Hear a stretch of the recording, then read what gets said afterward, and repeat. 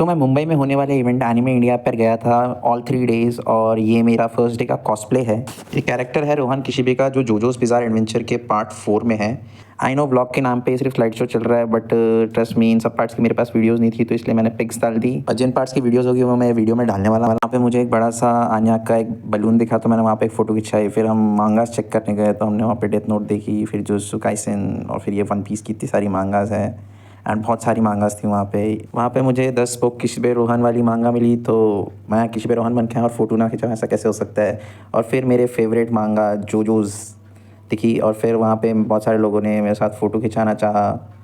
These are the pics and वहाँ पे कुछ कॉस्प्लेयर्स के साथ मैंने फ़ोटो खिंचाई because they were looking really amazing and बहुत ज़्यादा डेडिकेटेडली उन्होंने वो कॉस्प्ले किया था। और फिर मुझे कूजो भी मिला जिसके साथ मैंने पिक खिंचाई। वहाँ पे एक सिंगिंग कॉन्टेस्ट टाइप भी चल रहा था जो कि कुछ ऐसा दिख रहा था।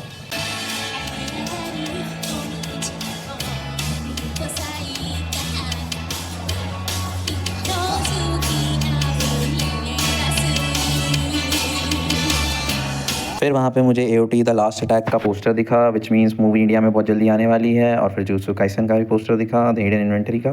फिर मैंने इंडियन एनिमेटर्स के साथ रैपिड फायर का कंटेंट शूट किया अपनी रील्स के लिए और आप लोग वो जाके मेरे इंस्टा पे देख सकते हो। एंड तरुण भाई वाज एक्स्ट्रा हेल्पफुल जब उनको मैंने कहा कि मुझे रील बनानी है तो उन्होंने अपना खुद का रिकॉर्डिंग सिस्टम मुझे दिया यूज़ करने के लिए, जबकि मैं यूजुअली फ़ोन यूज़ कर रहा था रिकॉर्डिंग करने के लिए। एंड ऐश भाई was so sweet so humble, उन्होंने मेरे को आते साथ पहले हक किया, फिर उन्होंने मेरे कॉस्प्ले की तारीफ़ की। It was super friendly. Then मुझे एक रैंडम एनिमे वॉचर मिला था जिसने बहुत अच्छे अच्छे सजेशंस दिए हैं, आप ये इंस्टा पे जाके चेक कर लो।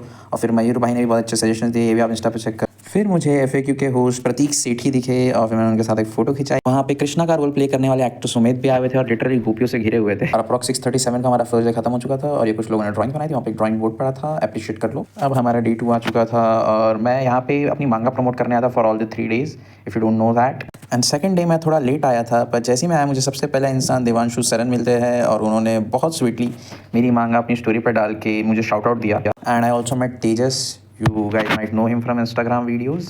Then I also met Abhishek Bhai, who is an anime content creator and also an actor. He has acted in some movies and web series.